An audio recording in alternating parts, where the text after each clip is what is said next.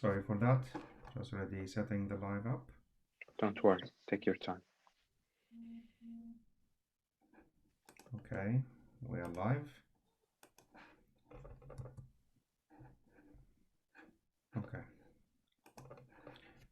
We are live on the channel and I'm now already sharing.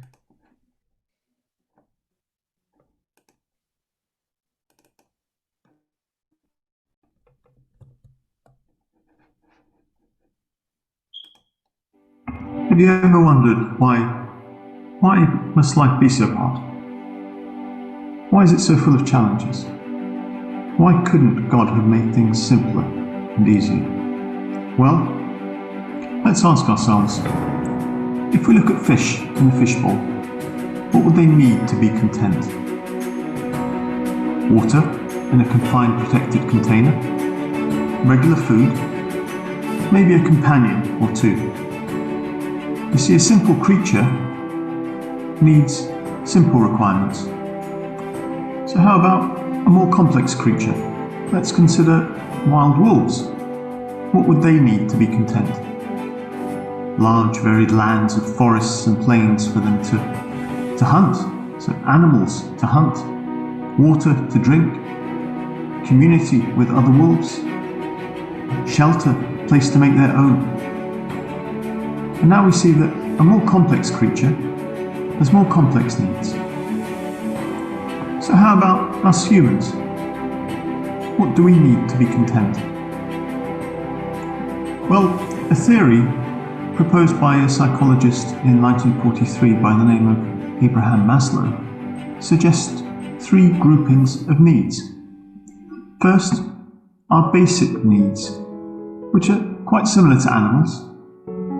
For physiological needs such as food, water, warmth, rest, but also safety needs such as security and feeling protected.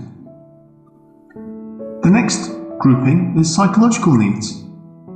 We've got needs as humans for intimacy, feelings of belongingness, love, relationships, and friendship. Along with our psychological needs, included in them are our esteem. We need to have feelings of accomplishment that grow our self-esteem. Let's have a look at those first two groupings of humanity's needs. In order to achieve our full potential, God has endowed us with a free will to choose to be good.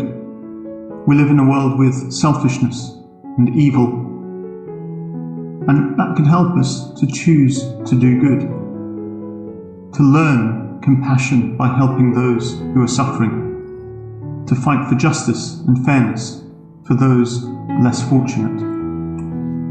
The third grouping, and the final one, looks at our self-fulfillment needs, fulfilling our own creative potential, overcoming hardships to build our resilience, achieving our goals and dreams, satisfying our curiosity to understand everything, both small and great. So, as we can see that in order for there to be a hugely complex being such as ourselves, man, God needed to create an immensely complex universe. And that's the universe we inhabit. With mankind's God-built curiosity, we've been able to understand more of the workings of the laws of nature and of science, causing man to look far out into our solar system and even beyond our galaxy, as far out as even into the first few seconds after the creation of the universe itself. And even that wasn't enough, because as man journeyed looking to the far reaches of the universe itself, and understanding more of the fundamental laws of the universe set in place by God, so man has been on a journey to understand the makeup of life itself, with the discovery of the design of DNA to mapping full gene sequences of creatures as well as ourselves. With that too, humanity began to look deeper into the very building blocks of the universe itself, gaining further insight into the atom, and deeper still.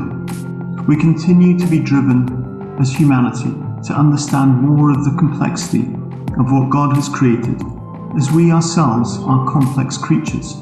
And so if we remember how we started this discussion, we said, does life have to be so hard, so complex?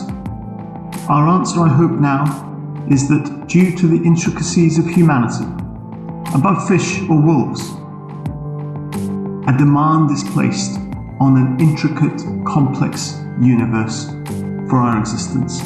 Thank God for His creation.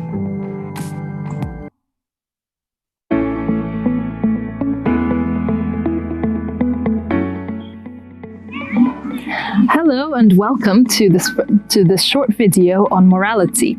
Today this video is divided into two sections. First of all, I will play a short YouTube video by Reasonable Faith by William Lane Craig, summarizing the key concepts of morality. After that, I will meet with you again just to highlight some key points and to draw some conclusions from that video. So here's the video and enjoy, and I'll see you straight after that video. Can you be good without God? Let's find out.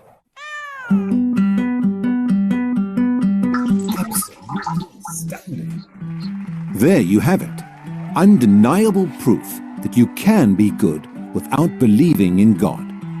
But wait, the question isn't, can you be good without believing in God? The question is, can you be good without God?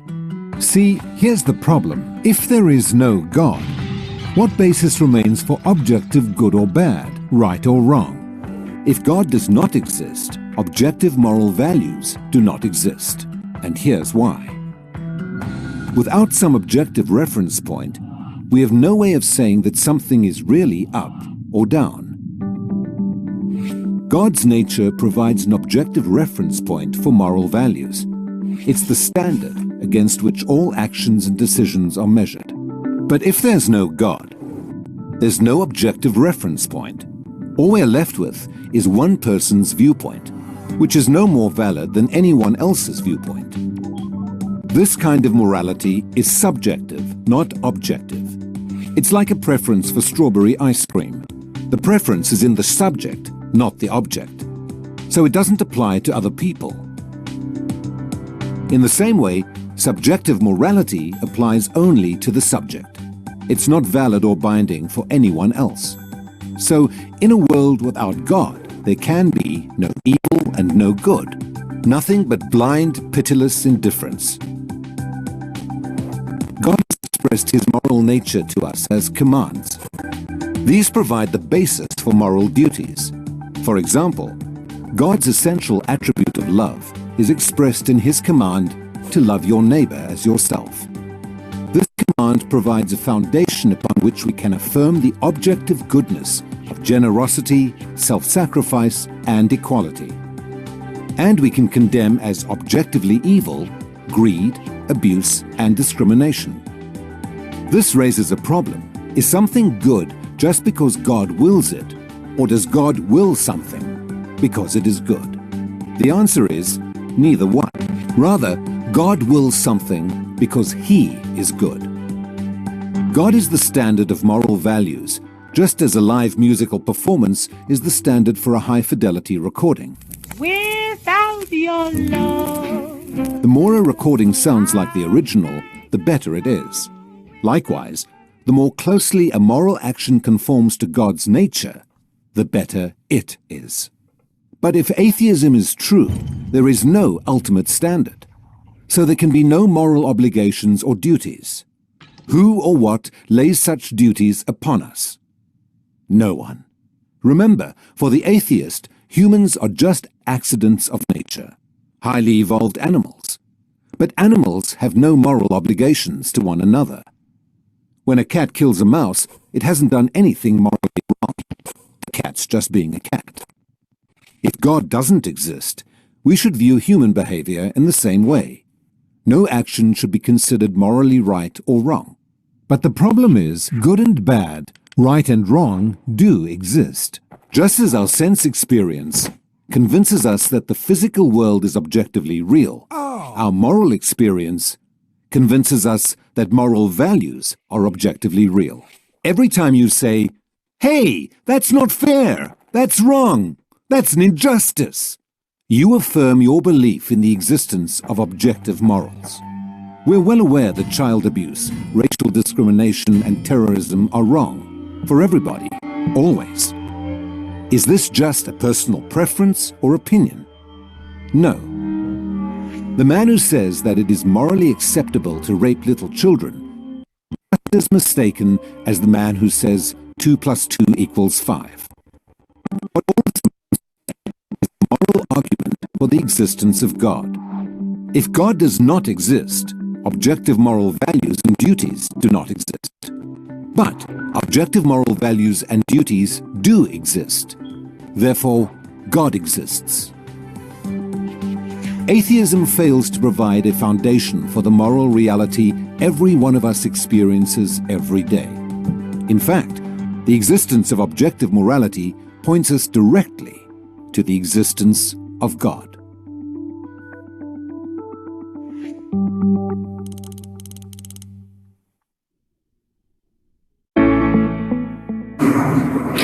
Welcome back. I hope you've enjoyed this short video. Now, I just want to highlight a few important points. The video clearly demonstrates the reality of the moral law. The moral law is real and it exists and it is inside each one of us. How do we know that this is true? Well, usually when we've done something wrong, we do feel guilty about it. We don't feel the same way after doing a good or kind act. But if I've been angry or rude to someone, I usually feel guilty about it. The other thing is our reactions also help us to discover the reality of the moral law. If I've been treated unfairly or unjustly, I do get angry about it because I believe in justice. A lot of people, especially sometimes atheists, believe in subjective morality, or what we call moral relativism. So what's right for you may not necessarily be right for me. Now, this reminds me of a very interesting story which I read in a very good book called I Don't Have Enough Faith to Be an Atheist. And I suggest if you can get that book and read it, it's a very easy to read book. Now, in that story, it talks about an ethics professor who gave his students a term paper to write. He didn't specify what topic, and he said you could write about anything you like. So an atheist student wrote a very good paper about moral relativism or subjective morality. He said that morality is not objective. What's right for you is not necessarily right for me. It's a matter of taste or opinion. A bit like what we saw in the video. So I like strawberry ice cream, you like chocolate ice cream. And there is no real right or wrong. The next day he was handed in his paper, and he had given that paper, he wrote it quite neatly, he fulfilled all the required criteria and gave it in a blue folder. Next day the professor gave it back to him and he had an F. The reason being, I don't like blue. That student got very, very angry and he went and spoke to the professor. That's not fair. Why did you give me an F? I followed everything you asked for. I handed it in on time and I've got the right word count. He said, remind me again. He said, well, I wrote about relativism. He said, oh yes, you don't believe in justice. You think it's a matter of taste or opinion. Well, I don't like blue. That's my opinion. Therefore, you get an F. And suddenly the penny dropped for that student and he realized that he actually did believe in right and wrong and justice. And even though he didn't think he did, but when it happened to him and he was the victim of injustice, he realized that he did really believe in that. So this is a key point, that our reactions help us to understand that objective morality is real, it's undeniable. And even if people don't realize it, when they are the victims of abuse, maltreatment, or injustice, they get angry and they get upset because they believe they've been wrongly treated. Therefore, they believe in moral, objective morality. The second point I want to make is that without objective morality, there is no way of knowing justice from injustice. A lot of us are aware that we live in a cruel world where there is a lot of injustice around us. But where did we get this idea from? How do we know this? You can't call a crooked line crooked unless you have some idea of what a straight line looks like. What are we comparing this world to? It was this realization that led C.S. Lewis to Christianity. C.S. Lewis was an atheist and he was one of the great thinkers of our time. And this realization of evil and injustice led him to believe in a moral law and a moral lawgiver. The reason we are able to call this evil evil and that we know there is injustice is because we have a moral law given to us by a moral lawgiver that is imprinted inside our hearts. So, to summarize what we've said so far, we clearly know now that the moral law is real. Objective morality does exist, and it is ingrained inside of us. How do we know this? It's from our reactions. We feel guilty when we break the moral law. So this leads to the next question: who or what put that law inside me? A moral law implies a mind behind it, a moral lawgiver. Now, what can we know about this moral lawgiver? We can know that he is intensely interested in good conduct, unselfishness, kindness, and good behavior. That moral lawgiver, these attributes point to the Christian God. It fits with the Christian worldview of a God who is a personal God who is interested in good conduct. Christianity not only offers an explanation for the moral law, but it also offers us a solution.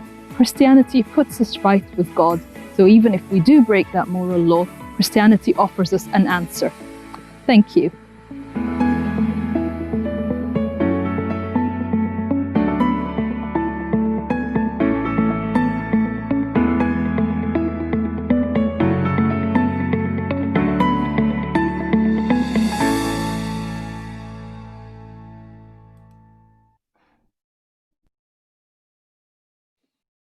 Thank you very much, Ihab and Rania, for a beautiful, very